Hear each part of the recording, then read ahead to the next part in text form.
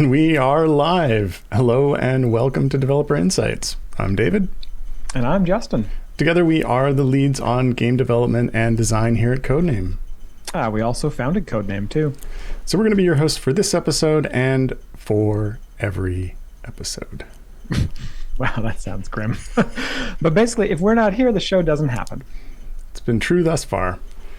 Today is our 84th episode.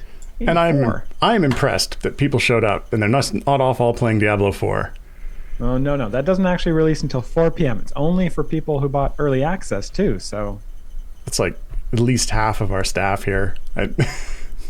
Yeah, that sounds about right. But anyway, they can't play yet. 2 more hours.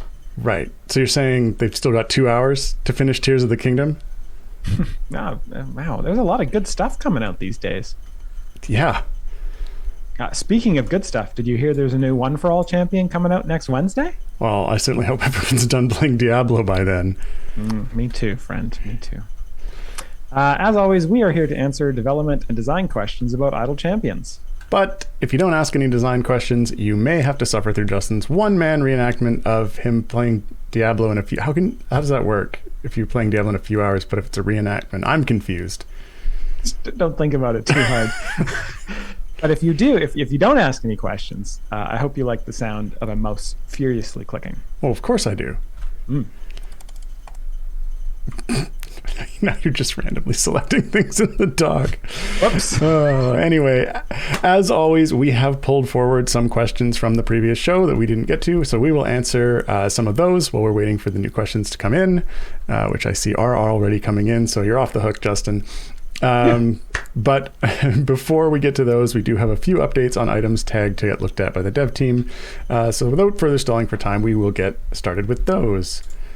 Today's list, for fixes and new features today is empty. That's lovely. I think we got all of those out last week or the week before, and now we're looking on pulling new items in, which is good because I do have a number of items that I pulled forward from the doc from the last 2 shows. But before I get to those, we do have the saving feats with formation still underway and the indicator for the unread changelog, which seems like that should be straightforward. I'm not sure we haven't gotten that done yet. But a number of items I pulled forward from the previous questions was adjusting TimeGate Peace Timer to take into account for offline time, making it so that the season champions don't appear in the free TimeGate choices because those are already half off. With the option to open 1,000 chests at a time, there was a request that we take a pass on how many you can buy at a time in the various locations, so you can buy more than 50 at a time. So we're going to take a look at that and make sure that those values make sense. It was pointed out that we're missing some hotkeys for some systems, new systems such as Seasons, and some older systems such as Multi-Party, so we can get some extra hotkeys in there. That would be good. An option to hide the UI for the lower UI, because as some people know, there's actually a button on the top you can click to hide the top UI, and we were asked last show to potentially have one to hide the lower UI. But we will take a look at that, and if it makes sense, we'll add that. But it could also be that the art underneath that may not be fully fleshed out, so that could be a problem that might stand in the way of that. And then, of course, confirming that all areas have distractions properly assigned to them. It was also pointed out that some of the areas do appear to just be distraction-free for no other reason than perhaps it was overlooked. So I'm going to tool in that we can check to make sure that distractions are properly assigned. No announcements, looks like it. I see a nope. So let's move on to leftover questions from last week's show. Sure. Let's start out with this one from Alias Buck, who asked last week, and this is the last question that we didn't get to because we got sidetracked by not knowing stuff about our own game. They ask, or they say, the quest tracker is great. Any chance achievements can be added as an option to track? Thanks in advance. Oh, achievements on the quest tracker. I mean, that certainly that seems like something that we could add. I think that is already got an enormous number of items in there, but I think it's something going to be more. Yeah, so I think it's something that we could think about. Unless you've got some kind of strong objection to that, Justin. I have no strong objections. Mild objection? I have no mild objections. I have no objections. Oh, okay. Well, you heard it here. You think I'm some sort of lawyer with objections? No. Okay. I don't think we have a new one of those lawyer games coming out yet. All right, next question. This one is from Imaginal Disc. And they ask, are the upcoming season champs, I feel like I just spoiled this, are the upcoming season champs going to be offered for our in-time gates for a discount? And if so, how far ahead of the season, even if one or more are evergreen? So I think we might be doing this in the preview week, so the week before the season starts, but I'm not 100% sure of that. If not, then they will be offered for a discount when the season starts. So there's no, we're not going to put them on for discount like multiple weeks ahead of the season. So I'd have to check and double check and see if it does apply in the discount or in the preview week. But if it's done that in previous seasons, then it will continue to do that in this season. Chat says they bet you'll have objections to aluminum chests. I do have objections to those.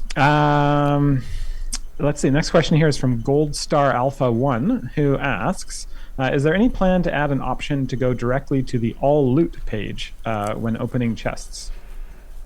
Yeah, so it's a good question.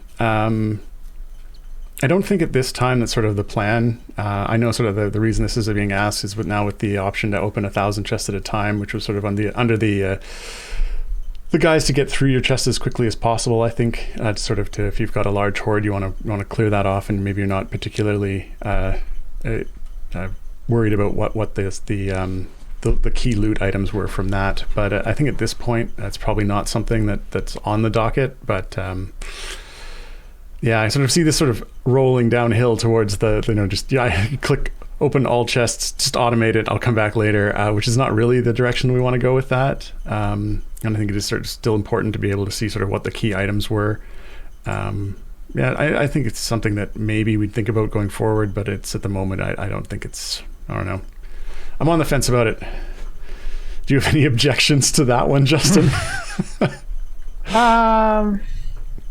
Yeah, I mean, I think it is kind of annoying to have to kind of click through the stuff, but I think now that you can kind of open so many chests at once, it's kind of 1/20th of the issue it was before. So 1/20th the priority that it was before.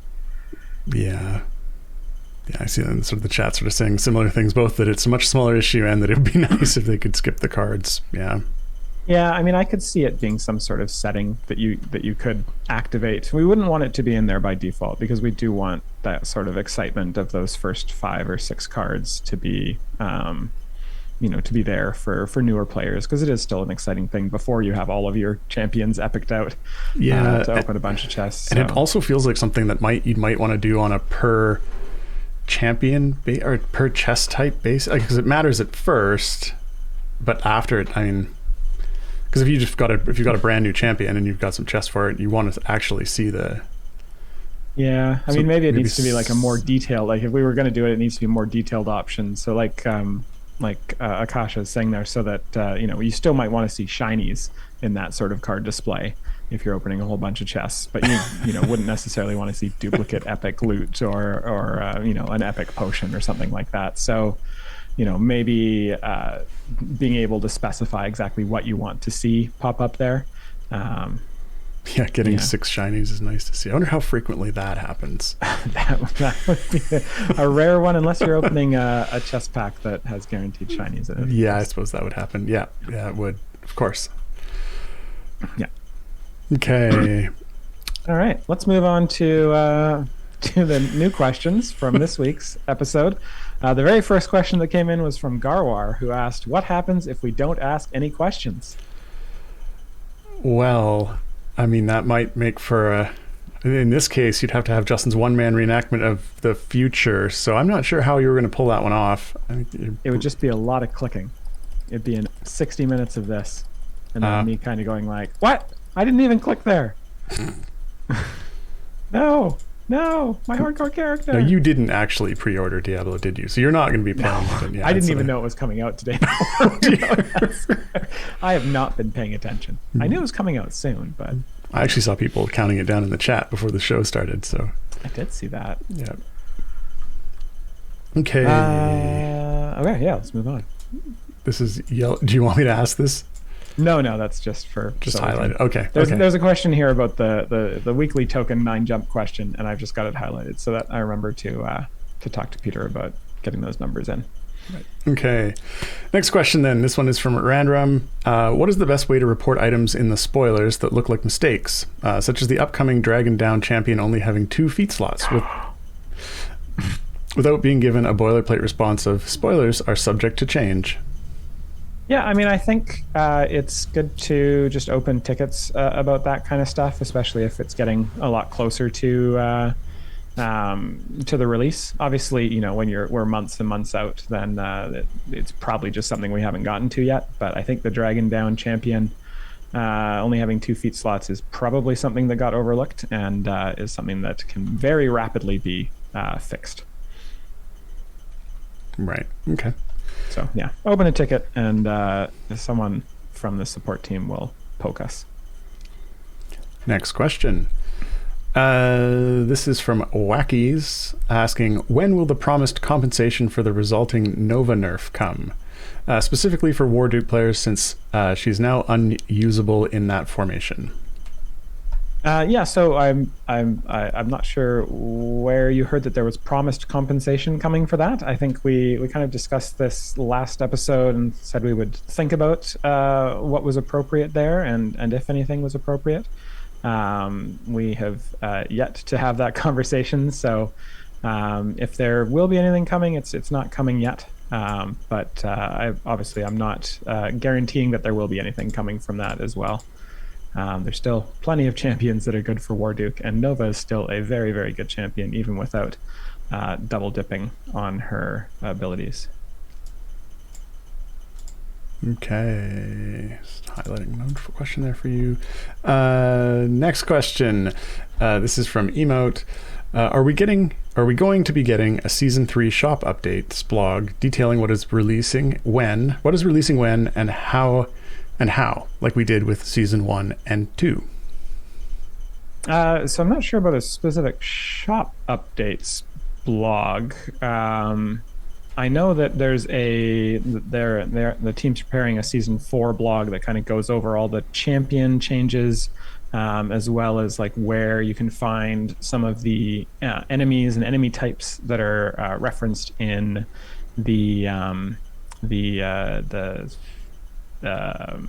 quests, the seasonal quests. Randram is saying here, unique rewards, get a blog post with dates for feats, etc. I do not know about that. I do not know when that is, if we are planning on doing one or when. So I can certainly ask the team about that.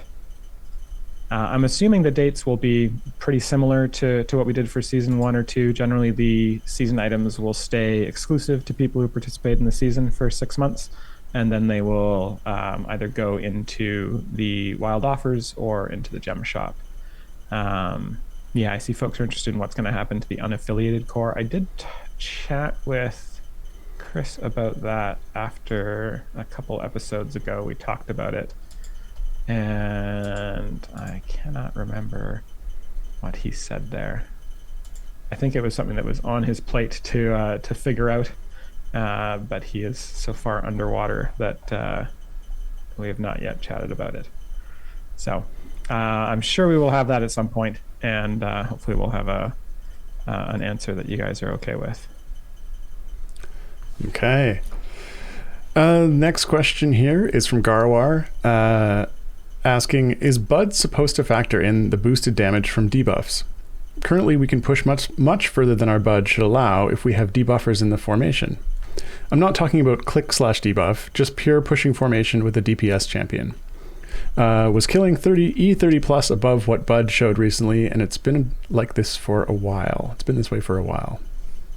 Yeah, so from a design perspective, Bud is supposed to factor in debuffs. So if you hit a monster, and because of its debuffs, if you have say you have a champion who does E50 on a hit, and you hit a monster that has debuffs such that they take E70 damage, then your Bud should be set to E70, or E70 divided by the attack speed of the champion.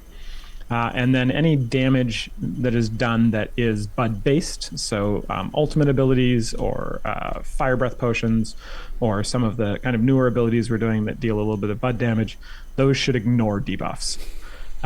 If that is not functioning that way, then that is something that we need to look into very quickly, because that is the way it should be functioning. If there's a specific champion that is doing damage above and beyond, or a specific ability that is, say, doing bud damage, but having debuffs kind of double dip in that, then that's something we should absolutely look into. And please, if you have any idea of what champion could be causing that, or what ability is causing that, it'd be great if you could open a ticket and let us know. Okay. Let's see. Oh, next question here is from OG17, who says having item cards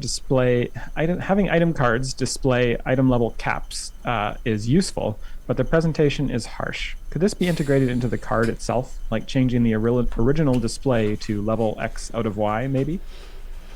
Sorry, I got distracted by the chat. Yeah, so the eye level display, the cap progress is a little bit on the large. I mean, sort of it's a little larger than initially I had pictured, but and it kind of sticks off the top of the card. It's kind of a tricky thing getting it integrated onto the card itself, because there weren't a lot of good places that we could put it, especially with sort of the addition of the pigment placements as well. So having some of that space already spoken for. We did like to have it as a progress bar, not just like some numbers on the actual level piece. So I think we'll probably kind of play this by ear, and we'll see if there's any further feedback on that, or if it's something that you just end up getting used to. Yeah, it was certainly a tricky bit, because at this point the cards are just packed full of well, at this point, so many different indicators are on the cards at this point. So it's kind of a game of a little bit of a game of compromises on that. So I'm going to see if that elicits sort of more of a response of this is really awful, or if it's something that people are okay to live with.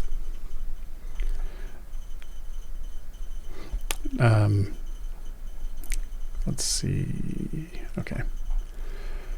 And I'm not sure that question got copied, but if you guys can hear that clicking, I think that is actually the power supply fan on the computer in here, which should get looked at. Yes, it should. I didn't realize how loud that is actually. But okay. Moving on to the next question. This question is from Library of Akasha, and they're asking, can you please make the Season 6 champions that people voted for in the survey public? I'm curious which 5 the people chose. Yeah, so we are not planning on making that information public at this time. We want to be able to kind of pick and choose from what people voted on, and not necessarily take the top 5. And we don't want to get accused of ignoring. Like, we don't want to get to the season and be like, we choose these 5 champions, and then people will be like, but these are the 5 we voted on. Because we do have to have a little bit of leeway there to, say, not have like 3 out of 5 be pure DPS champions, or not have, if, say, for example, Dungeon Master was highly voted upon, and we're like, no, we think Dungeon Master is fine, then we don't want to have a big public outcry of people being like, but Dungeon Master, we voted for him. So there is a certain amount of leeway that we want to have there, and so for that reason, we're not going to make the results public. But for the most part, from what I've seen so far of those results, we should be able to fit most of the top ones into this season, and I'm pretty excited to get started on those designs. I mean, once we've chosen those, we could release what the survey results were, as long as there's some alignment. I mean, I'm sure there will be. Hunters UK is saying as long as Black Viper is in there, and I would say there's a fairly good chance that Black Viper will be in there, considering they are highly voted, and they're also someone that we would very much like to take another shot at. Yeah, and how many votes did Bodie McChampion get? Bodie McChampion, that's actually going to be the name of the season. We're letting people vote on the name of the season too later, and we're expecting it to be Season McSeason Face. So that tracks. Yeah, it's not very creative though. Well, All right. Let's see. The next question here is from OG17, and they say Reddit pointed out that a player kicked from a Tiamat trial lobby can just keep rejoining it, defeating the purpose. Could a kicked player be blocked from rejoining, assumingly that lobby? Yeah. No, that's a good point. I mean, this is probably a good time, Justin, to point out, of course, that you have been mentioning that there are some significant changes coming to the trial system. Yes. That are likely going to, well, I guess we still have a lobby. They won't impact the lobby. There will still be, that's true. In the new system, there will still be a lobby, and there will still be, the ability to kick people from that lobby and whatnot. But so yeah, I do think this is probably something we can look at. Yeah, I'll tag it. Yeah. That's going to be obnoxious. Let me back in. Yeah. Okay, next question. This is from Lightning Hawk. Will you tell us today what to expect and prepare for Season 4? Unfortunately, no, I will not. I know this was asked about last week, and we were like, I'm not sure at what point we are spoiling stuff for that. I did confirm today, just before the stream started, that next week is when we are going to be spoiling Season 4 stuff on this show. So tune in 1 week minus 22 minutes, and you will get a bunch of Season 4 spoilers.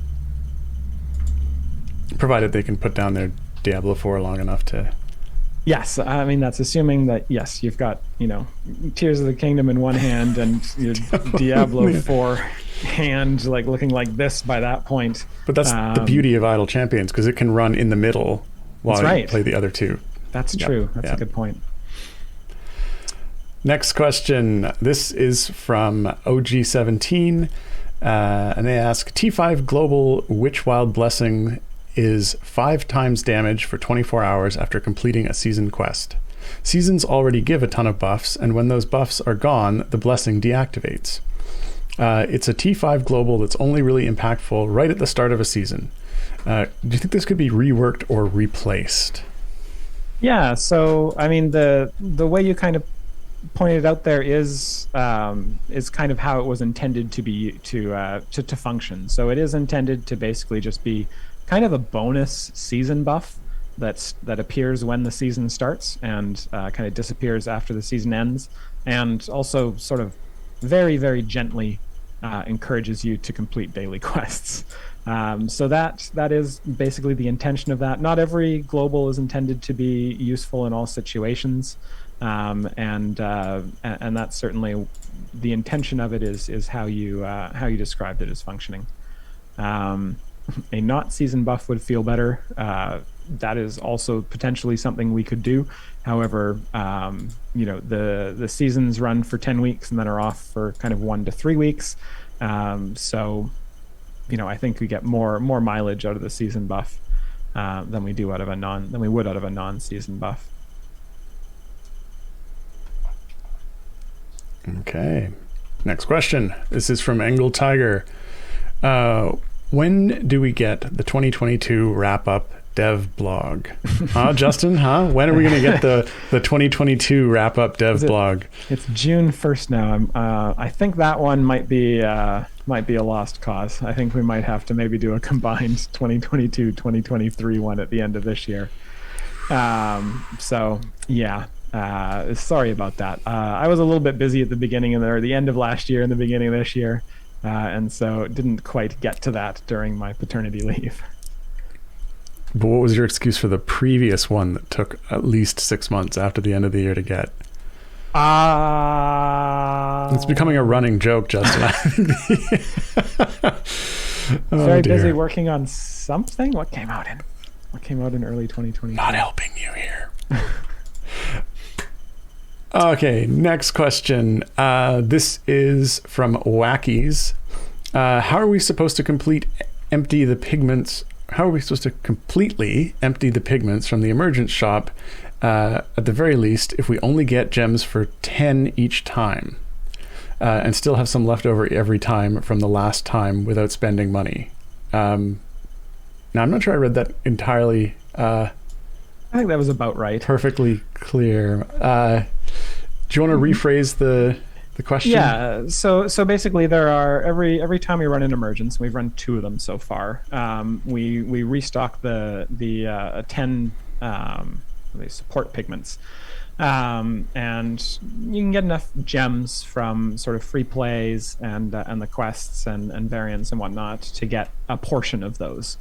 So there are some left over after each emergence, and you can get some of those with the gems you earn in the next emergence, but inevitably you will fall behind on those. And the short and honest answer to the question is by spending money. The Emergence shop is there to give free players a bunch of stuff if they want to grind for it, but also as an opportunity for players to support the game and support us and spend some money in there. So that is what the intention is with the items. There's not enough gems to get all the items in the shop, and we appreciate everyone who spends money to do that, because it lets us pay all our employees and support the game and keep the servers running and all that stuff. So yeah. So not all the items are available. It is one of those cases where a certain number, you get to pick the ones that you're interested in grabbing the most, and if you want to get the whole 9 yards. Yeah, and that's kind of the intention of the Emergent shop, was initially to be like, here's a bunch of stuff that you normally would just get from DLC, plus these new kind of pigment things. So we had like GEs and skins and epic feats in there, and we were like, yeah, you can grind in the game, you can get a bunch of this stuff that's normally premium stuff by just playing the game, and then the additional stuff you have to pay for, just like you normally have to pay for premium stuff. So yeah, for sure. Okay, next question. This is from Library of Akasha. Can you give us some Commodore Crux equipment? All my evergreens are well leveled, and I'd like to start leveling his gear ahead of time before he comes out. Like me personally? So I don't think we'll be giving any sort of Commodore Crux chests out prior to him coming out. The Evergreen champions are notoriously easy to level up. I don't think you will have any problem getting full equipment on him, considering kind of your first, assuming you have all of your evergreens at full epic or full anything, your first 5 silver chests are going to give you items for Commodore Crux and get him pretty well started. And or for 6 silver chests, did I say 5? Your first several chests are just going to gear him up pretty quickly, and I think you only need 60 or 70, or not even 60 or 70, like between 40 and 60 gold chests to get full epic on him, which is a pretty easy thing to do if you're anywhere near the late game. So I don't think we will be needing to help out with that. Garo is joking in the chat. You win the giveaway and ask for 42 Commodore chests. I guess you could. Those probably technically exist in the game. Yeah, I don't know about that. Next question here is from Real J PSI, and they ask, can we get a go to previous/next adventure location button on the adventure selection dialog? Well, that's actually not a bad idea. I think this would be like once you've opened up the adventure location, that if you just want to toggle between them, sort of like arrows at the top or something like that. Question is, we want it to go in sort of story order. And what happens when you get to the split in Grand Tour? Yeah. Which way does it go? Yeah, that's a good question. I don't know if it would be necessarily... It could just go to the next location, like the next sort of in the list of locations. Sort of first it would go to one, then it would go to the other. Mm-hmm. I mean, as far as like a quick way to get between and view the adventure locations, that could be helpful. Is that not how it works with if you've got the gamepad UI on? Because I was thinking you don't have a mouse to sort of click them under that UI. I think when you move the stick, it navigates to the one that you're sort of pointing at. I think it's been a while since I've used the map and the gamepad UI. Yeah, that's something we could consider. Yeah. It looks like the giveaway is ready to go, so let's talk about our giveaway. We kind of hinted at it earlier about the 42 Commodore Crux chests, which apparently aren't in the game yet. So I should double check that that is a thing that the team is going to do. Yes, our world famous, or at least stream famous, 42 chest giveaway. The way it works, if you haven't been in chat before, is very, very shortly there will be a giveaway started in chat. There'll be a keyword that you have to type. If you type that keyword, you are automatically entered into the giveaway. And if you win, you get to pick a chest type that exists in the game, and we'll give you 42 of those. So I assume that will start very shortly. There we go. Type click-clack into chat, and you will be entered for an opportunity to win that. Good luck. Have fun. GG. And probably don't ask for Commodore Crux chests. No, I wouldn't ask for that. You have to ask for a type of chest that exists in the game, and apparently we have not yet added those to the game. They will need to do that in case they show up in the weekly party. So, yeah. Let's see. There's the next question here that says no need to read out loud, but I do want to read it out loud just to confirm that we have read it. This is from Emote, and they are just giving out the weekly reminders about the strong core node, which we're still on the fence about, fixing the random placement of the notifications in every area, letting the random skin feature allow no skin as one of the random skins, and fixing the pigment dots on items on the champion stat menu. Those are all on the list, and if they're not, then they will be now. Okay.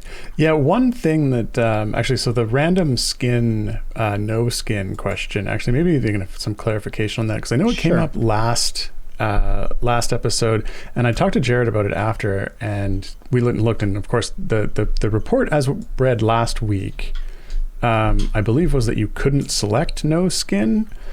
And yeah, that sounds different from this. Yeah, I agree. But maybe this is what they meant last week, and we just didn't. Well, doing a quick search in the doc it. here, it looks like the question from last week was that thank you for the random skin mode, but it seems that you can't choose the no skin as an option unless it's the only one. Is that intentional? Seems like an odd choice. We did confirm that all seemed to be working, so we couldn't actually replicate that. So if that's something that people are still seeing, I'd be very curious as to like if there's a particular champion that's doing that. And now if this is a different request, as in random skins allow no skin, is that as in like I think the request in here, an emote sort of reminder, is to let the random skin option choose no skin as the random skin that it chooses, which so currently that's not an option. Currently no skin is not in the random skin selection, because no skin is not a skin, it's no skin. Yeah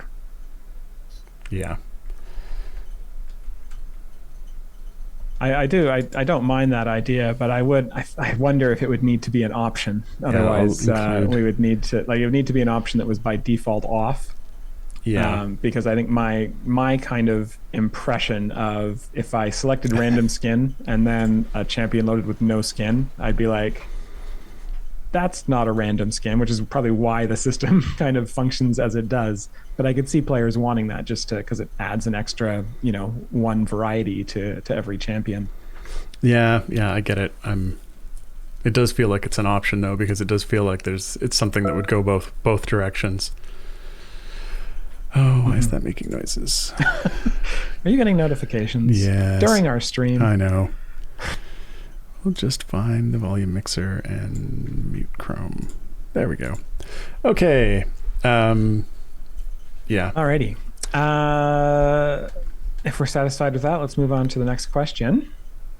This next question is from Cookin' with Basil. Basil's good. Sure. Yeah. No. Pizza. Yeah. I like basil. Pesto. Yeah. Pesto. What kind of nuts do you use for your pesto? Walnuts, because I use walnuts. Oh man! Well, you get the pine nuts are really expensive. Only people bought more stuff in the Emergence shop they could afford pine nuts. No, I'm just kidding. Terrible. So anyway, Cooking with Basil says the GUI, graphic user interface, the UI basically for season 3 was super clean and user friendly. Compared to it, the Patron UI seems clunky and outdated. Any chance we'll ever see a polish of the Patron UI? Yeah, I mean, it's sort of it's an interesting question because it is something that comes up fairly often, actually, particularly on, like, I think Adam brings it up often enough, where we'll be working on a new, or he'll be looking at old UI and then thinking, oh, we did this new UI and the new UI is so much better than the old UI. It'd be great to have a pass and go back and... This was Shop 3, wasn't it? S3? It's not Season 3. It could be. Could either one. Yeah. So it has kind of been the UI sort of patterns have been a bit of a sort of a living. He did mean Season 3. It's been an evolving process, and certainly sort of the biggest jump was when we did the console UI, which was significantly different from the base UI in a way that was actually quite a bit cleaner. And so some of the design aspects from that have made their way into some of the newer dialogues, including like the shop and Season 3. And I know there's some new stuff that Adam's working on now, which will have no spoilers, of course, but is going to also sort of carry those kind of same design, that same design language. So I guess in regards to the Patron UI, I think it is something that would be nice to be able to sort of have a pass go on the older UI, including that one, and make some improvements. But it is one of those things that's really hard to prioritize time on when, you know, a lot of that, when it's a choice between updating an older system and working on a new feature or a new system. So it's possible for the Patron at some point to get a pass, but I don't think it's it's not a top priority item right now. Okay, here's another one that's somewhat feels like something we've actually been discussing. This is a question here from the Lurking Writer, and they ask, what are your thoughts, or what thoughts do you have on updating the original tutorial quests for new players and some form of additional tutorials throughout the game for specific systems, such as Trials of Mount Tiamat? I feel like enough has changed about the game that a slightly more guided approach in-game would be useful or helpful. Yeah, this is a very timely question. Spoiler, I mean, this is something we have actively been working on, and we are planning on, I think I've probably hinted at sort of a rework of the collection dialogue for like the last year and a half or so, and that rework is now actually underway. And one of the big things that we're putting in there is essentially sort of guide quests through the game. So for accessing all of the features in the game, there's a lot of stuff in the game over the last 5 years. Trials of Mount Tiamat's one of them.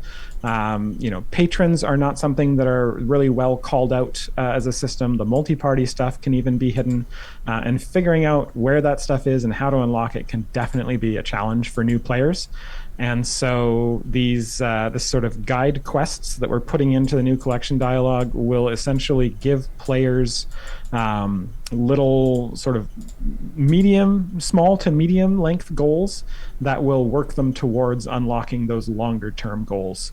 And we will also, in that collections dialogue, really be hinting at all of the depth in the game, all of the stuff that is in the game, by having a lot of buttons that sort of are there and in your face and show you that there's something, but they're grayed out. You can't access them until you've unlocked the system, and it will hint at how to get to the system in those sort of tooltips on those buttons. So we are trying to address the fact that there's a lot in the game and it's not well tutorialed, especially for the later game features. So yes, this is something we're very excited about, something we're actively working on, and we're hoping to get this into the game, I don't know, probably sometime in the fall. But no guarantees on the specifics of that, because there is a lot of UI that I have spec'd out for it. I think there's something like 23 dialogues, and there have similarities. I mean, there are a lot of component reuse. It's not no, there'll be some reuse, but it'll still be a big job to actually implement everything and get all the data flowing into it and make sure everything's updating properly. And that's one of our big new features for this year.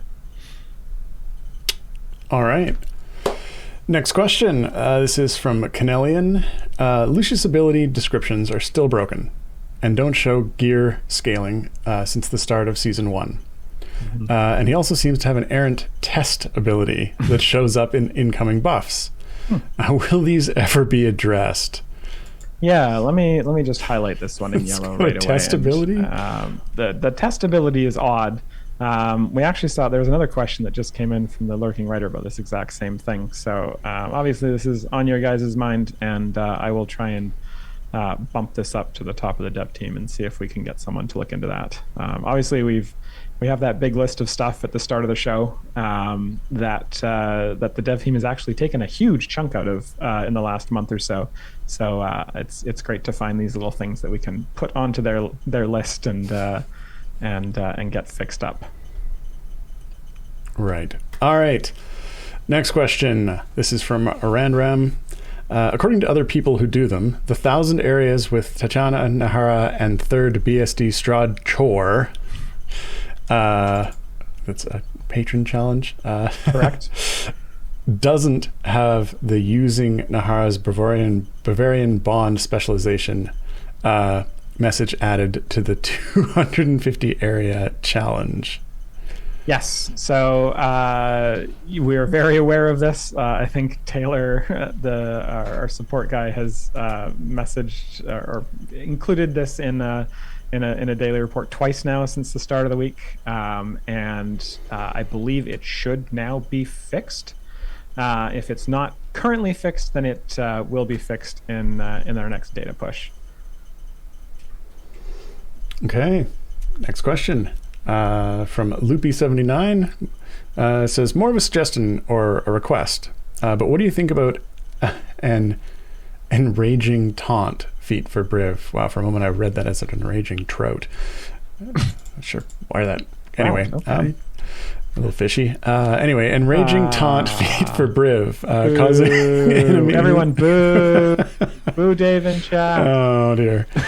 Causing enemies taunted by Briv to attack twice as fast, allowing for faster stacking of his Steelbone stacks. You got a couple of boos. I will, yeah. Thank you for the boos. Appreciate it. So yeah, I actually kind of like this idea. It's an interesting idea of kind of a next level taunt feat for champions that want to be wants to be attacked in that way, which I think is probably only Briv, though there might be some other tanks who stack up stuff based on being attacked. So yeah, I like this idea, and I think we can take this idea and put it into our back pocket and design and see if that's if we can find a spot for that. All right. Next question. This is a decent question, actually. This is from SailNet. And SailNet asks, what role are emergence events supposed to fill in the game?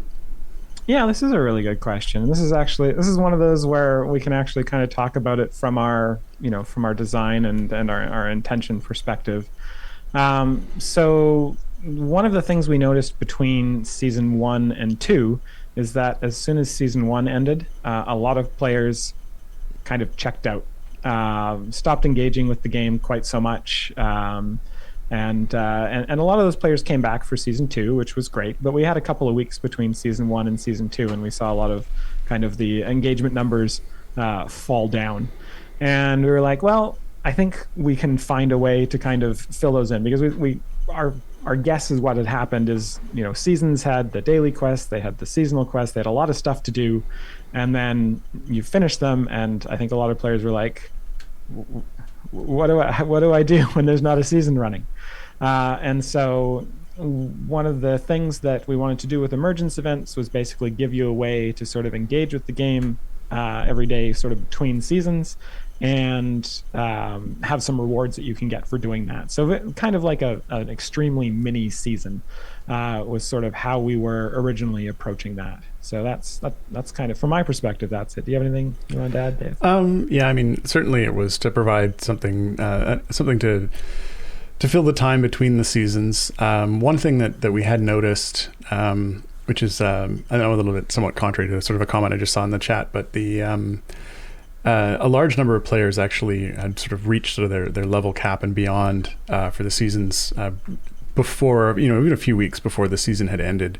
And so sort of they were on sort of the tail of people, or the group of people who who were even more ready to have something more to do before the next season started. So both act as something to do between the seasons, especially if you just finished the season or near thereabouts, as well as sort of got people back into something if they had actually sort of really like crashed through the season really quickly and then had been sort of spinning their wheels waiting for something new to work on. So. Yeah, and I will say again, sort of to the point that Garwar was making there is. Emergence events are not intended to be something that you really have to work out. They're not intended to be like, a new set of patron challenges to do. They are intended to just be a thing where you just have a reason to kind of check in, stay on top of just making sure you're doing a free play so you can kill a couple Modrons or Red Wizards or whatever, and then gather some cool rewards between the seasons. Yeah, for sure. Like the daily quests from the Emergence are. If you're playing, you're going to get them. So, yeah, absolutely. Okay, next question. This is from a great big slug, asking: the feats in the corrupted gem shop the feats in the corrupted gem shop are going to be coming to the normal gem shop after a few months. Will the skins be in the normal gem shop or only in wild offers? So my understanding right now is that they're going into wild offers, but don't hold me to that. If they do show up in the gem shop, don't come and hunt me down. But my understanding is the skins are going into the wild offer shop once they rotate out of the Emergence shop, and then the requisite amount of time has passed. I think it's usually about 6 months. Okay. Next question here. This is the one that you were referring to earlier. This is from Sjur War Eagle, who asks, is that a hard disk or a ventilator that we can hear ticking? Yeah, that's a fan. It's a fan in my computer. I think it's the power supply, but I need to poke it a few times, see if I can get it to stop here. It's kind of always been a problem with this computer, but sort of you hit it hard enough and it would stop, and it hasn't sort of worked recently. So I think I might have kicked it too hard at one point. I think it's... because the room that David, the room that we're in, of course. Wait, where are you? There you are. Is we use it for remote calls to some of our employees who work remotely, and it's definitely when I'm using that room and that thing is ticking away, it is super duper annoying. So, yeah. Yeah, I didn't realize it was coming through so loudly on the stream, so I'll put that on my list of things to poke, kick, stick something sharp in there. Short the computer out, without buying a new one. Anyway, next question. This is from Canelian. Whose life did we make a misery with all of our extensive survey responses? And do they hate us now? So it's nobody's. We love survey responses. What are you talking about? No, the survey responses are actually, I find them always very fascinating to look through.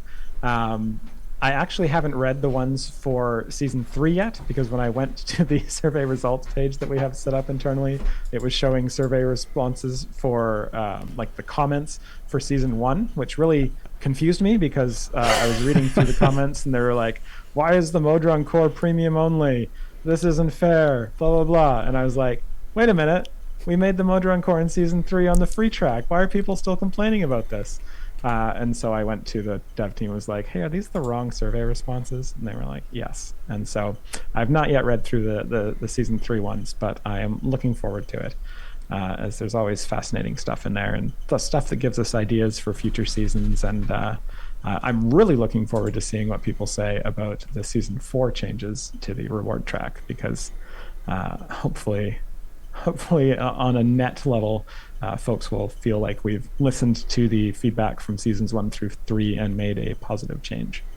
Right, but you're going to have to wait for the survey for season 4 to find that out. Yes, that's going to be a little while.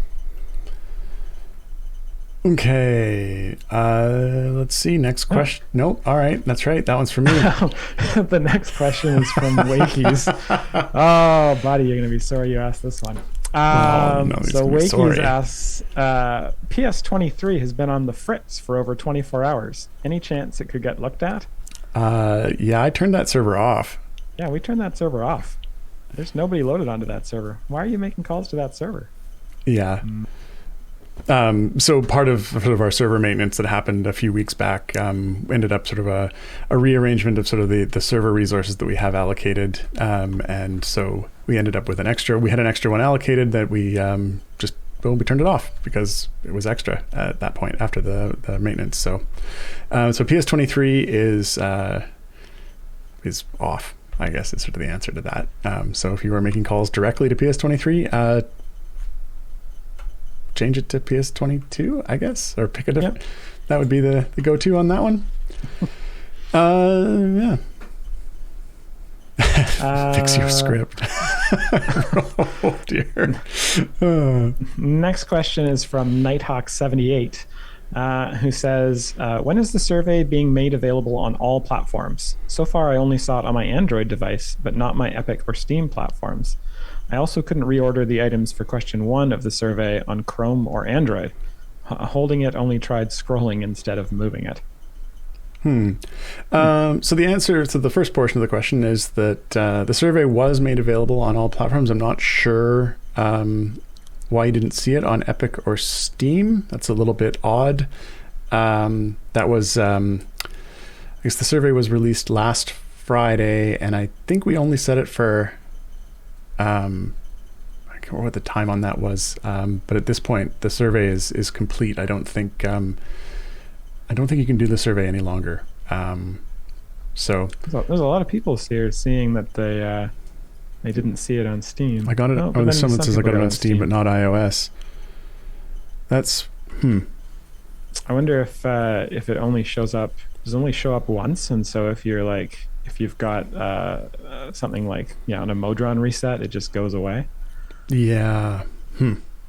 That feels like something we should try to address before season 4, because that's a lot of folks who could very easily miss it. Because I know I certainly leave my account just resetting.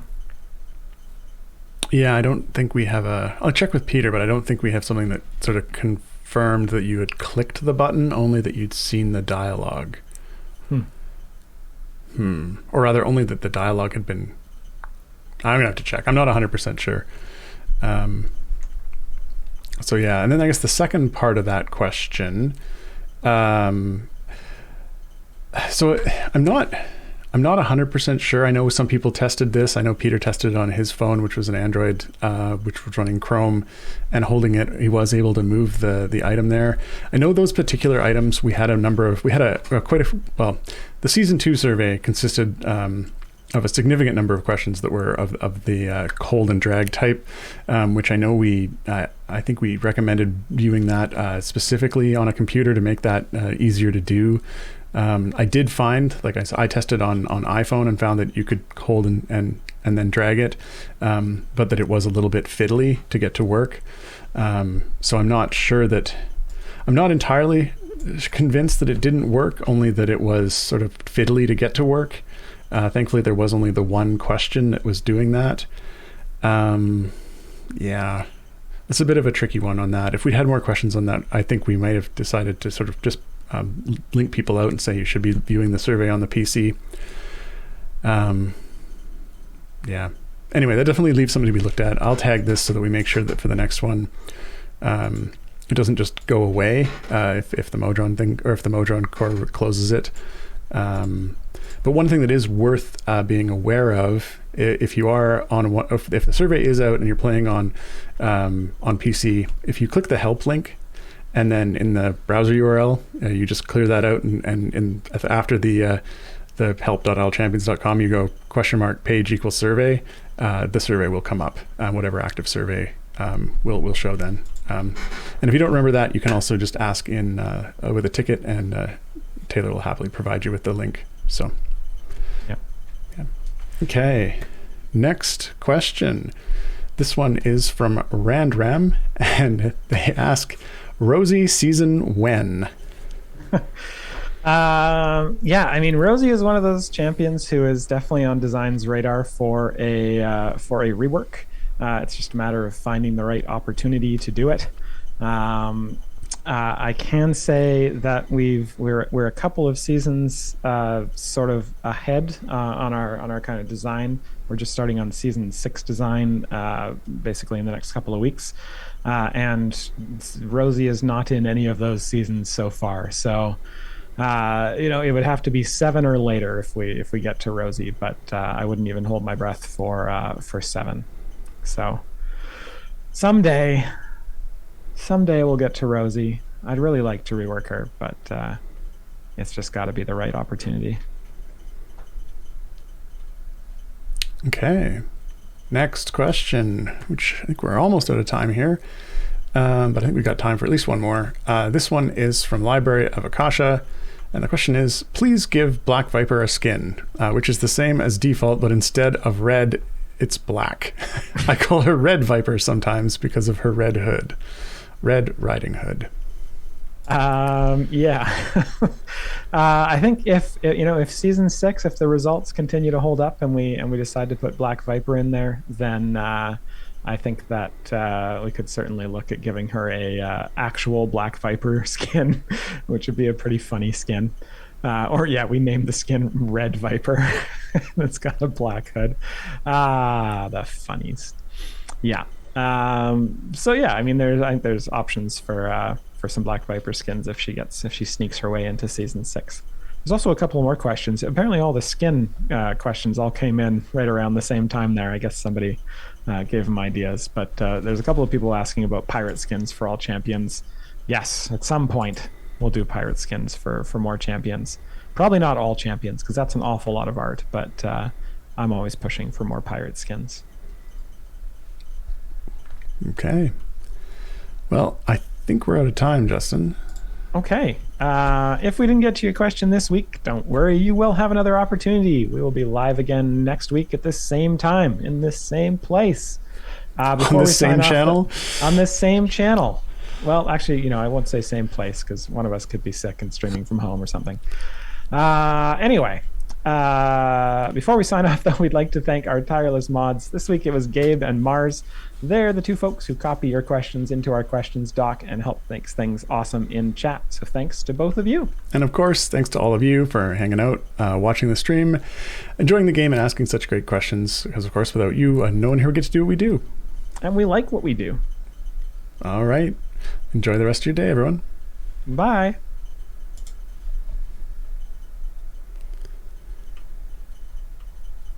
Justin, did you hear about the coffee robbery? No, I didn't. It got mugged. Ooh, what do you call an indecisive bug? I don't know. A maybe.